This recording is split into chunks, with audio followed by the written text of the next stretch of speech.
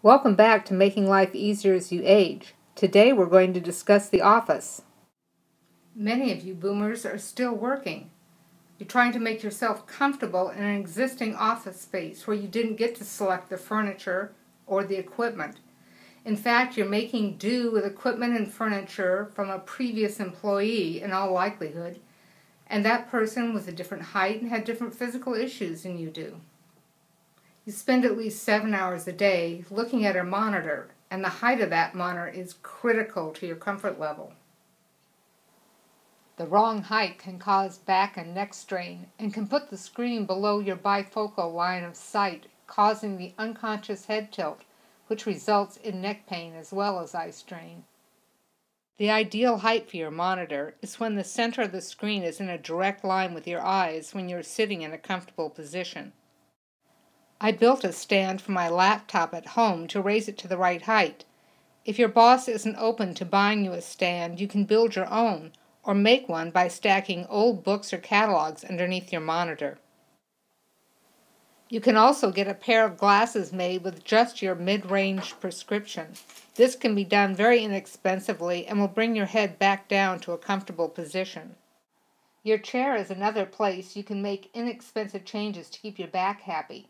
These chairs are very expensive, and it probably won't be replaced for you, even if it has seen better days. Determine which parts of your body are tired or hurting by the end of the day. Next, take a trip to your drugstore. Most of them carry an amazing variety of pillows in all shapes and sizes for any physical issue you can think of. Pillows can make a worn-out chair new again. Adjusting the height of your chair from the floor is really important too.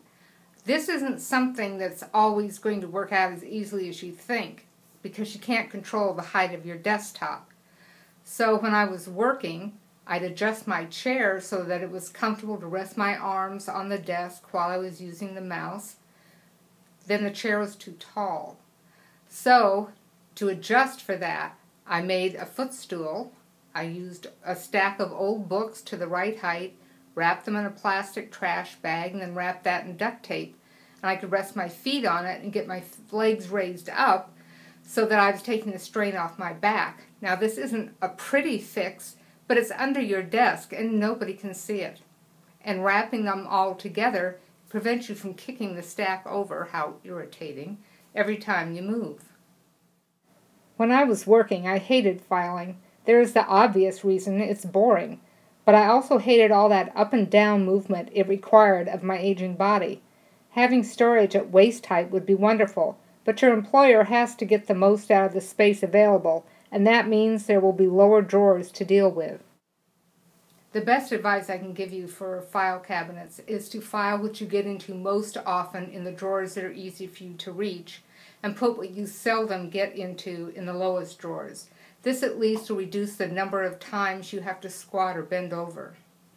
When I was working, I lived with constant elbow pain, and I thought it was tennis elbow from a lot of tennis in my youth.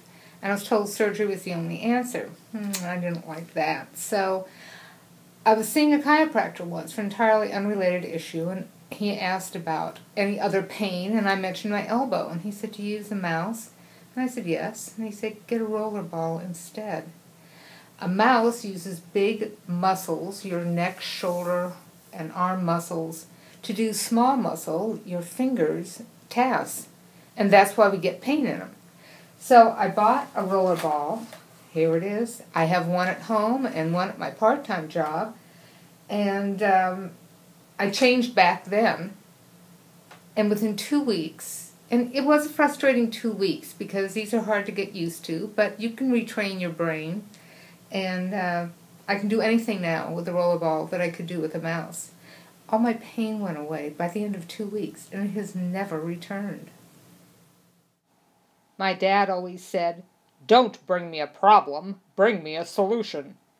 If you need your boss's help in making some adjustments to reduce or eliminate your physical pain on the job, brainstorm some solutions and any accompanying price tag and present the solutions, not the problem.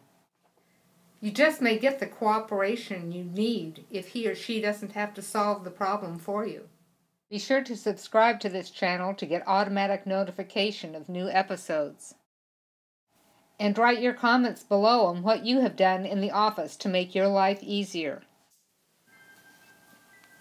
Until next time.